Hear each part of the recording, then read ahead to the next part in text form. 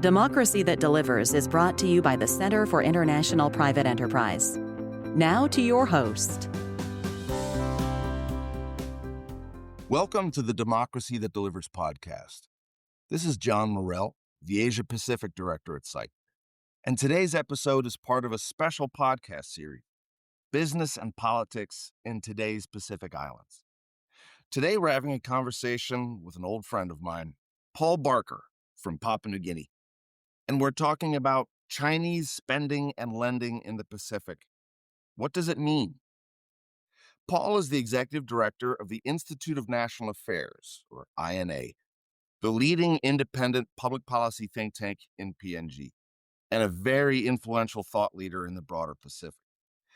INA's primary role, in its words, is to carry out research and disseminate results as widely as possible to the community, to government, and to academia. It provides independent, robust, and constructive policy analysis. And INA has been a SITE partner for several years. So, Paul, to set the stage for some questions about the PRC and the broader Pacific, I want to ask you about the current political dynamic in Papua New Guinea, by far the largest Pacific Island country. Prime Minister Marape survived another no-confidence vote earlier this year. So how should the outside world view PNG politics today? PNG politics is quite complicated for an outsider. It's just celebrated last week the 50th anniversary of independence from Australia as the former colonial power. It's a nation with 850 languages, and the bringing together of an independent state was really a case of bringing a lot of communities together to create a single entity. And that is always a challenge. And the political party system, so we have a Westminster system of government, parliamentary system, a single unicameral system of parliament. And in that, there are multiple political parties. And they don't really have any ideological basis.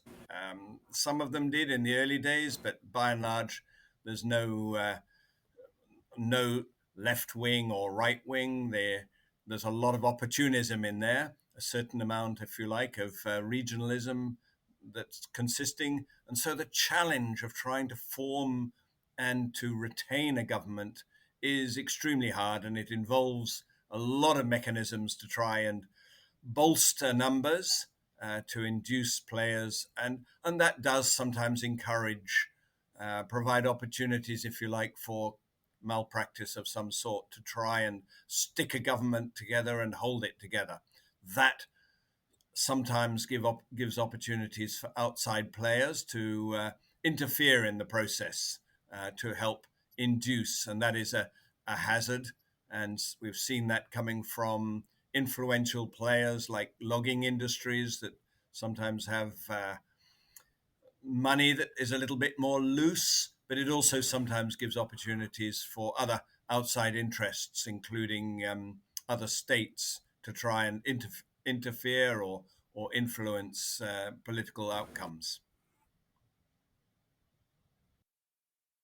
That's an interesting point, Paul, because my next question was going to be, given the complexity of politics in PNG, and that you said there aren't ideology-based political parties. You don't have a left-wing party. You don't have a right-wing party. It's largely political parties kind of operate around individual people. My question, what role does foreign policy play in PNG politics? I know, having spent a lot of time in Papua New Guinea, a lot of time is spent talking about relations with Australia for obvious reasons, but there's more and more Western press going towards what China is doing in PNG and the broader Pacific. And so how do these, not just how foreign actors, potentially foreign governments, maybe meddle in PNG politics, but just in terms of regular electoral politics, what role do foreign policy play vis-a-vis Australia, the United States, China, or whomever? Well, certainly Australia was always the dominant player here. It was obviously the former colonial power, and it provided and it continues to provide the largest level of development assistance. And it's a major trading partner. But things have changed considerably over recent years, and particularly with some of the major resource projects that Papua New Guinea has, minerals and uh, oil and gas, particularly gas of recent years. Trade arrangements have shifted considerably. So now the major exports are going to China, Japan, but also to Australia still, and elsewhere. And there's been a shift in the exclusive, almost exclusive dominance of Australia, and of course the multilateral funders, the World Bank, the Asian Development Bank, and others, to other sources of development assistance, and they certainly include China. You've got the European Union and others, but China has become increasingly important both on the trade side, but also on the development assistance side, particularly in the 2010s and since. Mhm. What is China's motive? How should the outside world interpret what China is doing in PNG in the broader Pacific? PNG, sometimes you almost have to describe the Pacific region as PNG plus the broader Pacific. I mean, after all, 90% of the Pacific population is in PNG. It really is almost an outlier as to how big it is. It's a viable market. The Chinese are interested in the extractive industries. Um, whether it's in PNG or the broader Pacific region, how should the outside world interpret what China's doing? Is this just competitive business and China's looking to make money? Is there geopolitics behind this? How should we interpret what this means, what China's doing? Well, of course, going back a long time, China has seen the South Pacific to some extent as its own backyard. And I suppose going back in hundreds of years, the 1400s, they were very much uh, trading globally until they decided, or one of their previous emperors decided, that he wanted to disconnect from the rest of the world, and they became much more inward looking.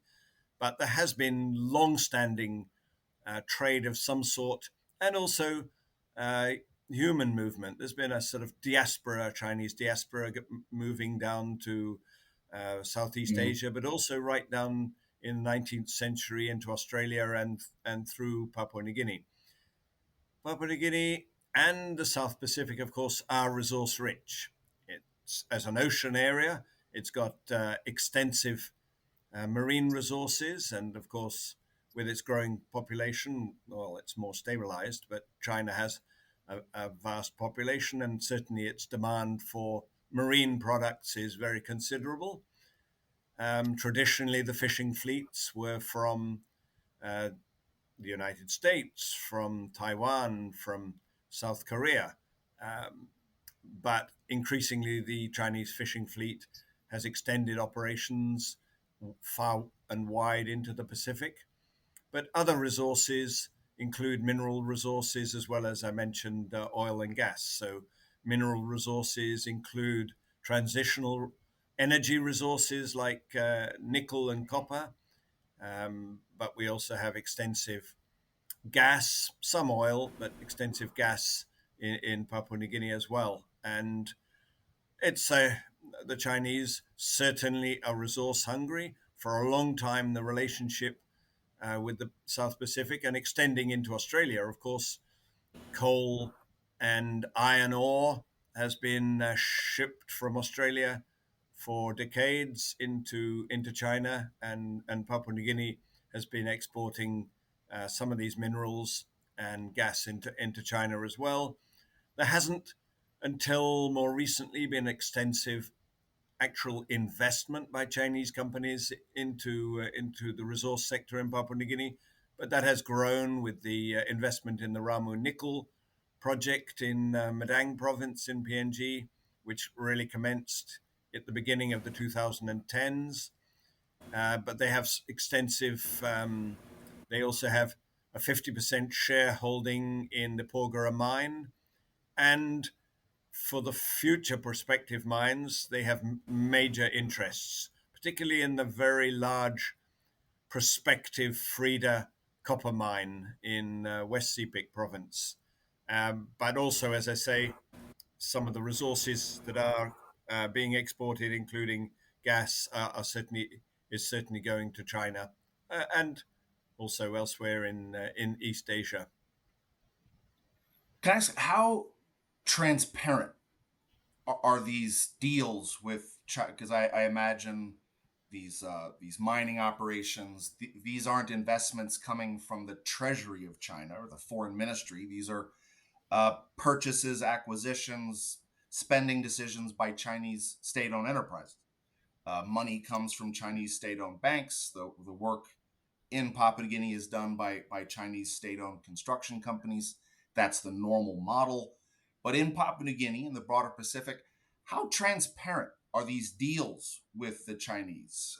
For example, can a citizen in PNG listening to this, can they go on, just Google it and look up what China's doing, what the arrangements of the capital flows are? Are these loans? If so, on what terms?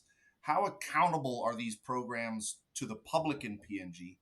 And because Chinese work in other emerging markets is oftentimes defined by secrecy. Is that what you see in PNG as well? Very much so. As you know, sometimes the private sector and the state are a little uh, indistinguishable. That Ramu nickel mine ostensibly started off with a Chinese private corporation, but it's now a subsidiary of one of the largest state-owned minerals corporations. The bulk of the contracting companies, and we now have the dominant or almost exclusive construction industry and road construction, maintenance, port construction, being by state owned enterprises. And you have a large number of state owned enterprises. And as one engineer said to me, he only deals with 3 Chinese enterprises that were brought in actually by a private operator because they're sort of relatively straightforward. But the vast majority, they they're supposedly independent entities, but you know that, and as he observed, they all belong to the same parent entity, the state, and they appear to uh, do artificial competition with each other. So it's one's turn this time, it's another's turn next time, and they'll always make sure that one of them then comes in with the lowest bid. And so invariably, they've been securing all the loans from, well, the Chinese funded projects, but also from the projects that have been funded by multilateral corporation finance entity like the Asian Development Bank and some other parties. And that has actually also driven out the other companies, so that if you're looking for other companies even to put in a bid, they're no longer available. You know, you need to have won some recent contracts to actually be on the ground, and when these Chinese state-owned enterprises have basically taken over the market, there's no one else there to compete with them. So it's in terms of transparency, the financing arrangements which come from China, and all the other transactions have invariably been highly opaque. And when it comes to that Ramu Nickel project, it was granted every imaginable concession. For some reason, the government of the day, in the end of around 2010, granted it major You mean tax by the concessions. concessions by local government in PNG? So The it's getting PNG government not at the just time, subsidies from Beijing; it's also getting tax incentives from local government as well. Interesting. the Papua New Guinea government wanted to get that mine operating, and although the exploration was done by a Western company, there was no one rushing to take up the investment, and so they were offered all these, and so as a result of the negotiations, they were given an extraordinary tax holiday, which was basically a 10-year tax holiday that commenced when the company itself decided they'd reached full production. So they've been in operation since the early 2010s, and they're still, as far as I know, not actually paying corporate tax. They've also been granted 50% of their workforce being allowed to be basically imported labor. So, again, all kinds of issues there. They, of course, are mining for nickel, which is causes very extensive surface damage, the extraction of nickel.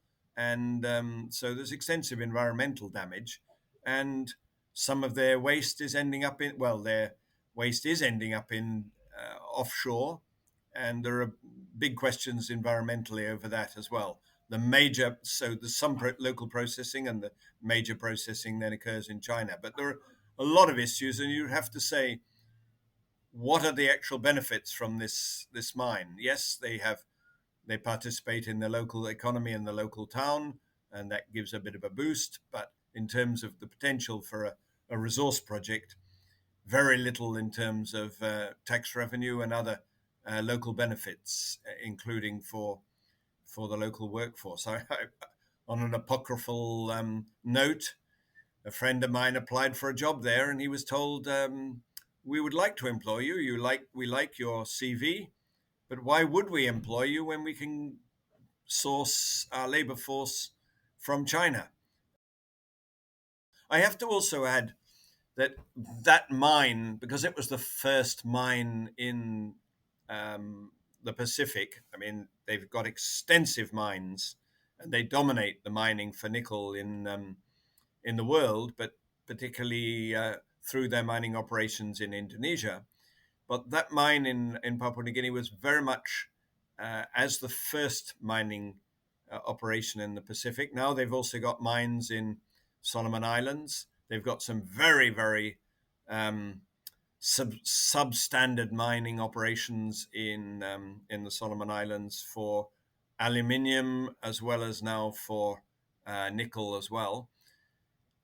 But the PNG mine was like a trial exercise, and it went through extensive learning curves. There were damage to their pipelines, there were environmental breaches. In fact, the PNG authority did close them on a few occasions on the basis of breaches, and including labor force and work and employment conditions breaches. And it is said that they've learnt some lessons from that, which so that mine gives tuition for other operators who want to operate in the Pacific to pick up some of the tips of how to how to function. So yeah, it's been an interesting scenario there. Yeah, it certainly sounds that way. And what you describe in terms of Chinese, big Chinese investments, big Chinese loans that finance public works projects, the fact that the BRI programs have limited local economic impacts because all of the capital is brought in from China, the laborers are brought in from China, interest is paid to China offshore. This is a common descriptor of Chinese projects. But what also then frequently accompanies these Chinese projects is political discontent, because local communities see the lack of downstream investment, the lack of any sort of local return.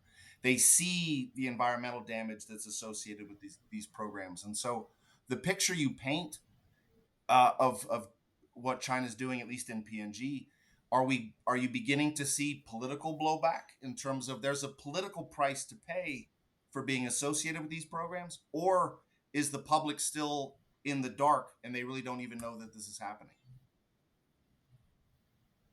Well, there certainly have been complaints. There've been local protests at times when you've had um, environmental damage, and when there's been disruption of some sort. Local fishermen haven't been able to fish in marine waters that where the sea is turned red, and there've been independent reviews which have highlighted that there is environmental damage, but the authorities have tended to side with the companies and say, well, it's nothing to worry about. But nevertheless, as I say, the authorities have closed the mine down on a few occasions.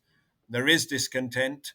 There's also discontent with the construction projects that are occurring. So the road projects, because invariably it's a well-known observation that many of these projects are not built to a standard. So it's commonly referred to with a certain level of discontent or humor sometimes as well.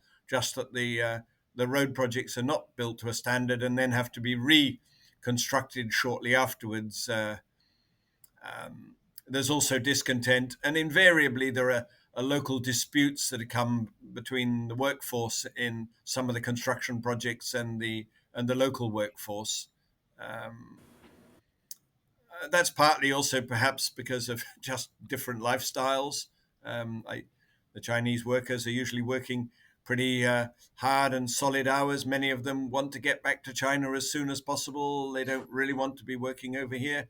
The local workers are taking a more relaxed approach to life in the field. But anyway, there is conflict that does sometimes develop, and we've seen that even on some of the better managed projects.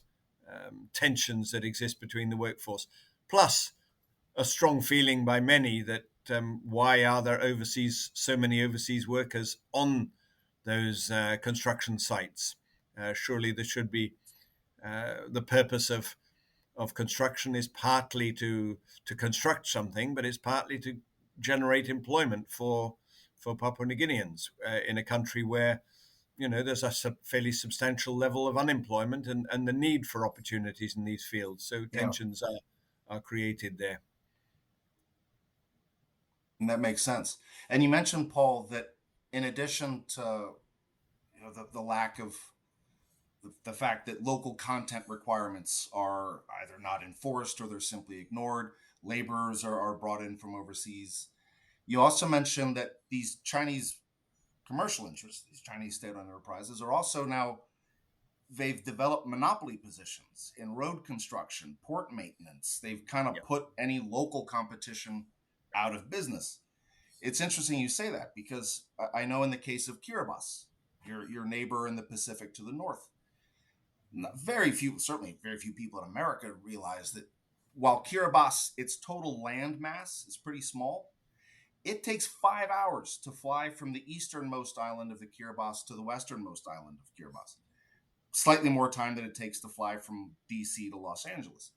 So Kiribati, not much land mass, but more oceanic territory than any other country in the world.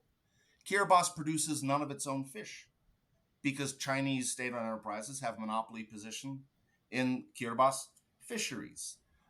Chinese state-owned enterprises own a majority of the land, the physical terra firma in Palau.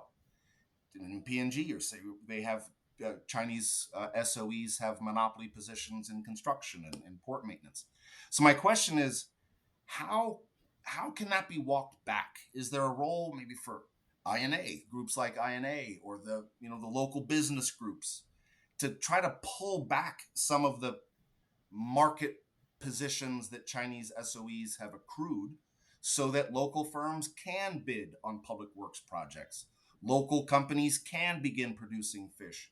How does PNG and any of your neighbors in the Pacific begin walking this back to try to create more of a level playing field where the Chinese SOEs have so distorted it? Well, on a regional basis, we've got the Pacific Islands Forum, which is a mechanism for all the Pacific Islands to work together on resource management issues, on environmental issues, on educational and other issues. And fisheries is one of their major priorities, and trying to get a cohesion between all the Pacific Islands on resource management is a crucially important issue.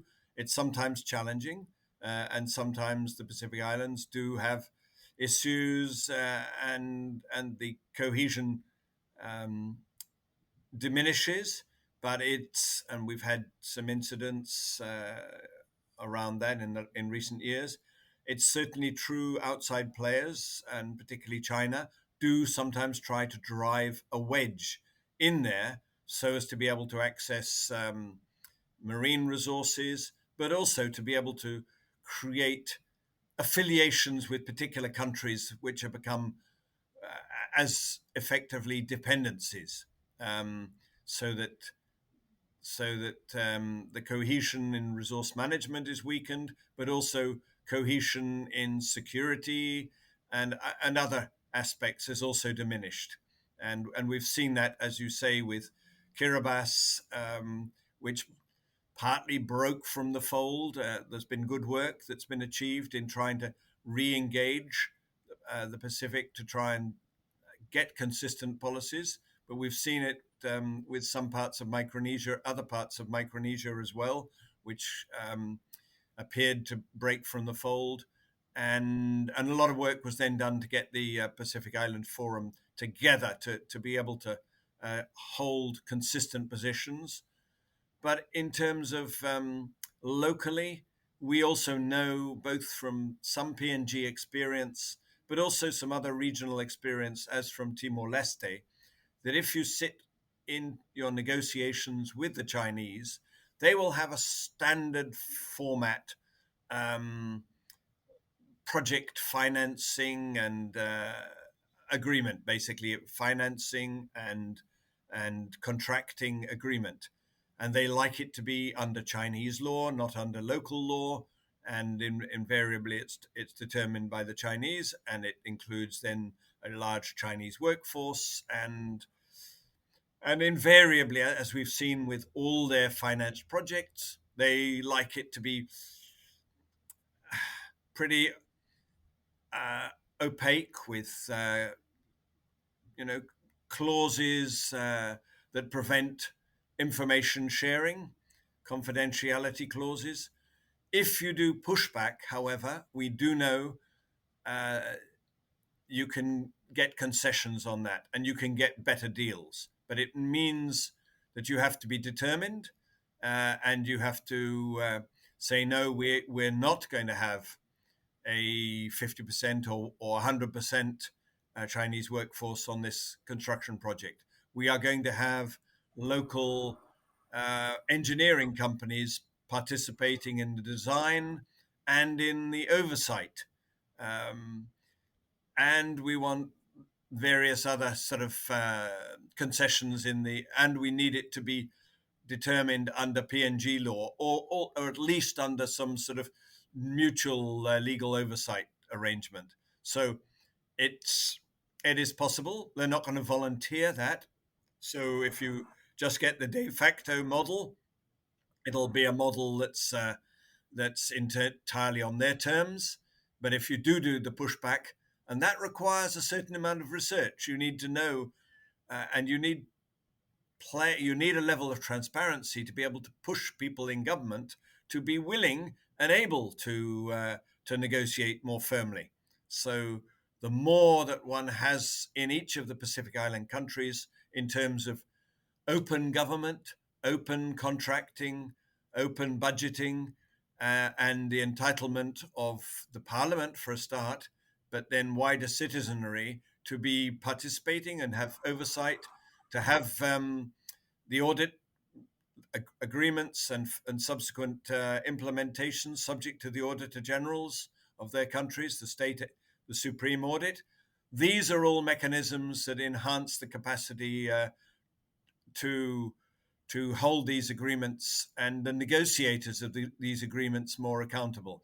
Because, as I say, it's not just in contracting for construction projects, but it's also in the negotiation of resource contracts and agreements, where often they're all done behind closed doors, and the first anyone sees of them is a reference in a newspaper to a wonderful new project that's just been signed with the Chinese.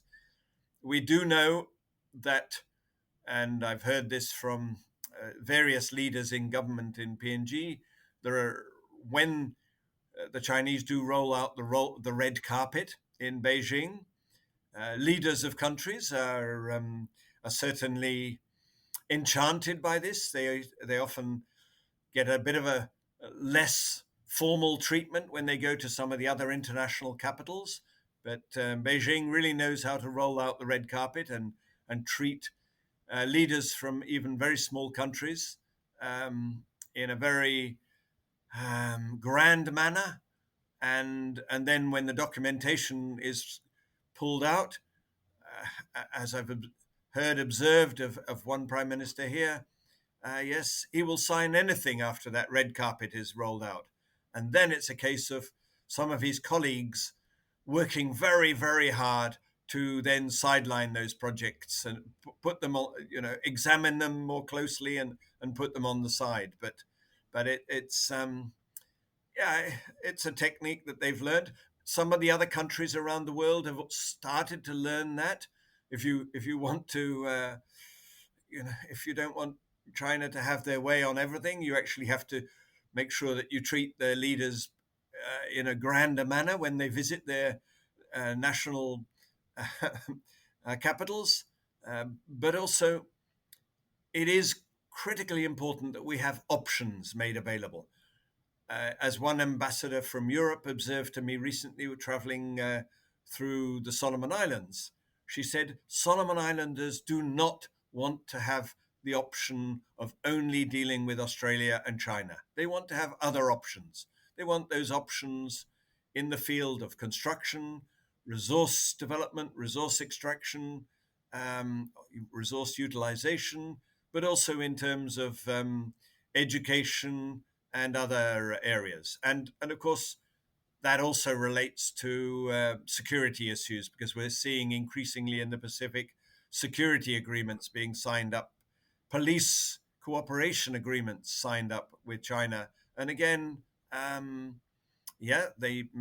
no doubt have great um, skills and techniques, the Chinese police, but it tends to sort of come with more than just a police arrangement. It tends to come with a load of strings attached, and that does cause a level of concern within the community. So it is a case that the communities want engagement. They want engagement with other countries. They want engagement with Europe, and of course, they want engagement with the United States. And that engagement is not just on a security basis. It's not just on individual contractual. It's a broader. They want the the trade. They want investment, and generally, and as from some surveys conducted in Papua New Guinea, people like the traditional investors, the investors from Australia, New Zealand, the United States. They prefer them. But the fact is, sometimes we see an absence of them. You see one or two big companies, but then sometimes maybe it's because countries like Australia, their economy is doing quite well. They feel quite happy just to stay at home and invest at home, avoid risks. Whereas if you're a larger business or even a very small micro enterprise in China, your opportunities may be more limited back home, and you're looking for those opportunities outside. So they're often willing to come where others are less willing to come. So certainly Papua New Guineans, from a survey, as I say, by an institute in Australia, it certainly highlighted that Papua New Guineans, and I think the same goes across much of the Pacific, do like their traditional engaged partners and investors, and they would like to see um, that diversity. That is also because small businesses, not just construction businesses, but other small businesses, are feeling that they're being squeezed out. So you get the Fuji in PNG, you get the businesses coming in, particularly from Fujian province in China, and they work as a sort of collaboration amongst themselves. Many of them are relatively poor people. They often come in as workers in the construction companies or even the mining companies, and then they stay. They look for opportunities. They look for local partnerships, and they then set up their businesses here. They may not be the formal business owner, but they're effectively the beneficial owner of these businesses, and but they then develop a sort of a whole value chain network through to Fujian and elsewhere in China, which is able to undercut all the local retail businesses, the Papua New Guinean retail businesses, also even the old, what we call the old Chinese businesses that have been here for maybe up to 100 years or more, um, are squeezed out because they can't compete with this value chain, which often bypasses uses log ports, uses also the mining port. So the mining port in for Ramo Nickel is often quoted as being a venue because it's sort of there's less oversight there. Um, it's a venue whereby goods and material are brought in from China, which then are dispersed through the market networks of all these small and micro enterprises and middle-sized supermarkets as well. Um, and there's often accusations that you have the businesses bypassing the labor laws of PNG, the environmental laws, the tax laws, the not paying value added tax or general service tax, um, not paying salary and wages tax. So, by extensively bypassing revenue mechanisms, but also other environmental and social laws in PNG. And they're then competing with local firms. Sometimes they may be overseas firms as well, but and they invariably can outcompete them because they don't have the same level of costs. Their supply chain is fairly direct, and they don't have those standards and costs that they have to meet, and that invariably causes discontent for local businesses. On the other hand, you can say that they are providing a service, so they're providing goods and services often right out into some of the most remote communities. But on the other hand, um, there's extensive discontent that when Papua New Guineans are producing agricultural goods, they they then go to all the stores, which are Chinese-owned stores, and the benefits tend to go straight offshore again. Yeah. Yeah. What you describe of almost these uh, closed ecosystems that these Chinese firms come in, they have direct sourcing agreements, parallel value chains, as you put it, back in Fujian province or elsewhere in China. And because these enterprises, as you say, they're not bound by the same sets of laws, they can kind of pick and choose which laws they follow and which they don't, such as environmental impact assessments or whichever the laws may be. They can then undercut uh, local businesses, but also businesses from other markets, which ultimately is what distorts the playing field. But Paul, you did mention reason for optimism that countries in the Pacific are learning that you can push back.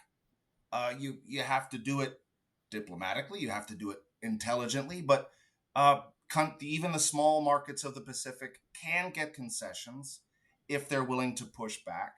And your final point, if they have data, if the data is available, and I know that's what INA is working on with SIPE and with other and through other mechanisms. It's not that INA or SIPE or anyone else is saying we don't want to do business with China. China's not going anywhere. China is going to be a player in the Pacific for a long time, just by want of geography. Um, but there is a desire to have options, to not be only reliant on China, and that you know what, Chinese actors should have to play by the same rules as everyone else. And so it is good to hear that progress is possible. That's why SITE values so much working with you, Paul, working with the Institute of National Affairs. Again, it's the leading independent policy think tank in Papua New Guinea working on these issues. Paul, we're going to want to have you back on again soon because there's so many different directions we could take this conversation, but it is good to hear that you think progress is possible and that people in the Pacific, even the countries that are publicly perceived as being close partners of Beijing, even those countries want options. They don't want to be exclusively reliant on China, just like they didn't want to be exclusively reliant on Australia a generation ago. They want options, and I think that's what SIPE is trying to make possible. Paul, this has been fascinating. Like I said, we'd love to have you back on again soon because this is such a big topic. Thank you, Paul, for taking the time to join us.